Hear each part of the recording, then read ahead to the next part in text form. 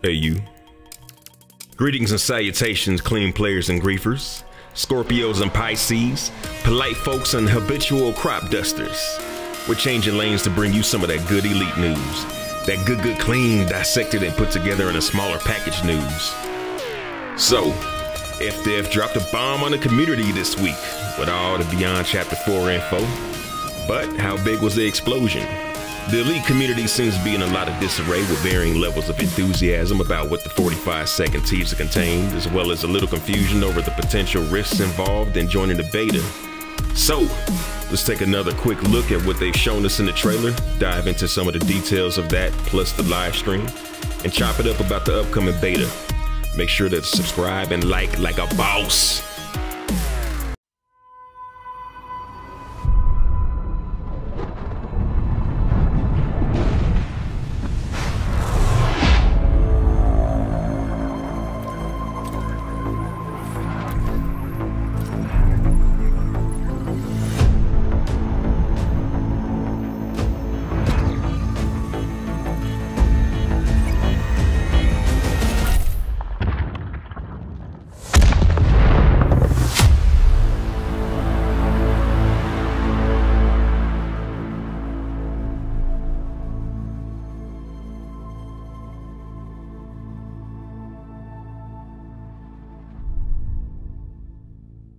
So, first things first, let the record state that Exhibit A shows the Krait Phantom confirmed.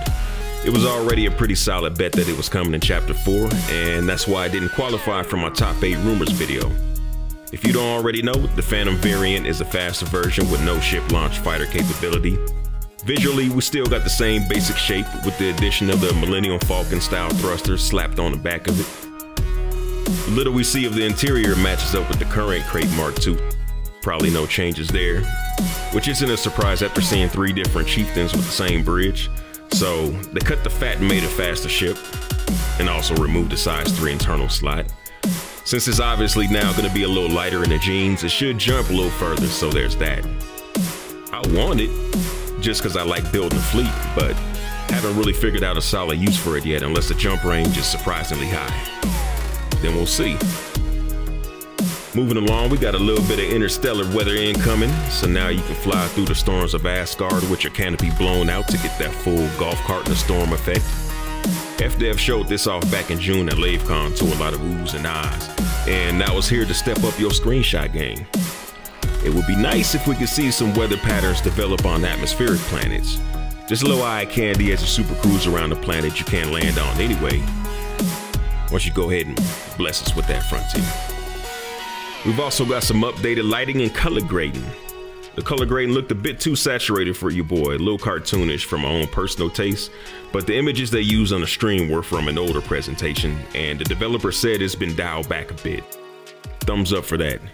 The demo of the lighting was a beautiful thing. They showed off the light from a star being obscured by asteroids and a planet's ring, and it was just We're also going to be experiencing how much the canopy tints the sun from our eyeballs. Once you take on one too many fights and some ship at a nav beacon gets tired of playing with you and Jack slaps the glass off your cockpit, things are gonna get a lot brighter for you. The new lighting system will also be represented by the absence of it. When you're on the dark side of the moon, it'll be pitch black, like the Chronicles that Vin Diesel needs to hurry up and bring the sequel for. Anyway, so to navigate through the darkness, all ships will be upgraded with a night vision mode, so you can stalk your target like the Predator. This can be accessed through the all-new ship UI that's rearranged the left and right panels to make them a bit more accessible, so we're not endlessly scrolling anymore. Some commanders have criticized the current system for making it difficult to find the location that active missions originated from. I have no fear, because now you've got a more detailed mission transaction category, along with a ship log to access for that. Captain's log, stardate 459. This is also going to let you glance at locations where bounties can be turned in as well. Also, what are those?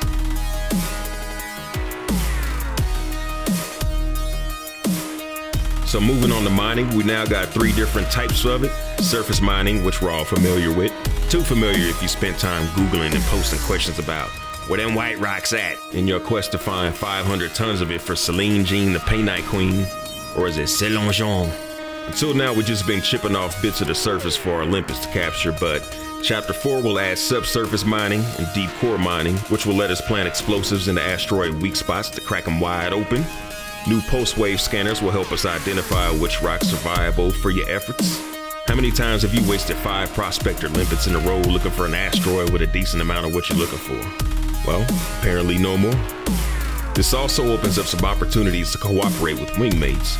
We've been able to cooperate in rudimentary ways like watching each other's back or helping cut pieces off of asteroids. Now you can go out with your mining team with commanders handling different functions: scanning, laser mining, demolition, collection, security. Can't wait to see the inevitable videos with long shots of several ships blowing up asteroids in unison like they're demolishing miles of hotels on the Las Vegas Strip. Speaking of cooperation, squadrons will be making their debut soon. A lot of folks are disappointed that the fleet carriers won't accompany them and figure squadrons will be useless without them.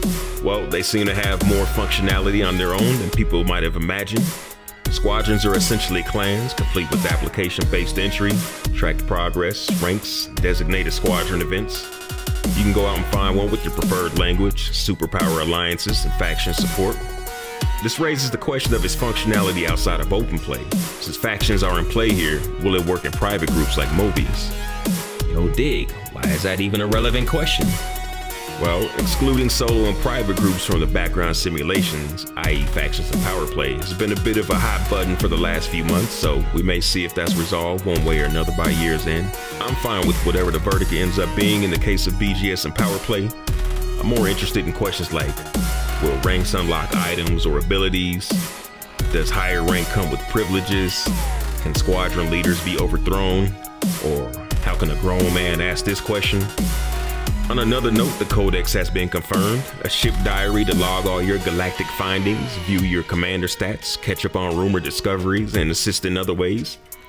The Codex has been requested for a long time now, but FDev may have held back so it could be released as a companion piece to the Exploration update.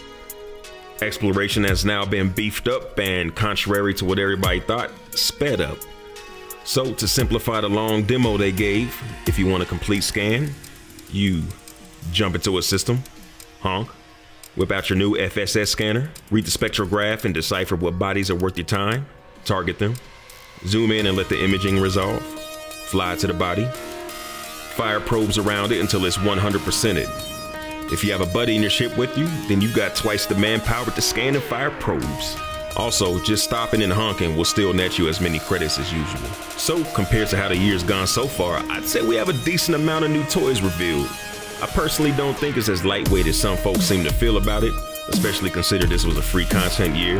FDev would be crazy not to announce and deliver on some insane additions for the next paid season. But for now, it looks good. There's some things they obviously haven't announced yet.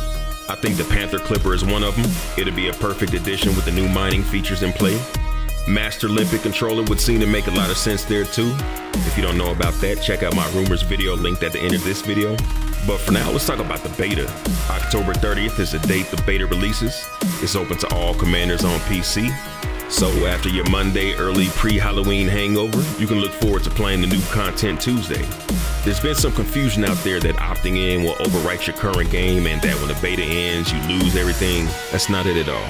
If you crank it up and opt in, what's going to happen is you'll be given a beta button to click under your usual Horizons button. Once you load in, it'll be a mirror of your live account. Except in the beta, your money will go a lot further. Everything should be marked down to 10% of regular price, which will allow commanders with only 1 comma in their bank account to at least afford some new modules to play with. Xbox and PS4 players will go straight to the finished version, likely arrive in the first week of December. So if you don't know, now you know. Commander Platter, if you're watching, you owe me a shot for everything in my rumors video that comes true. So far, you're at 1. Shout out to Commander Exegius and the king of marathon streaming, DJTruthsayer. Commander Exegius was cool enough to feature one of my videos on his community page, so big thanks for that, good sir. Had a good chat with DJTruthsayer, and he's inserted a video of mine into his stream. Good looking out there, playboy. 2 really cool cats. Make sure to check out Exegius' YouTube channel and DJTruthsayer's Twitch streams, both of which are linked below. You won't be disappointed, especially with Exegius' 50 facts about Elite that you don't know. I know for myself it set off a few light bulbs in my dome piece, so have at it. Be sure to check out Elite Dangerous After Dark for some ship appreciation. Till then, fly dirty commanders, Dig signing off.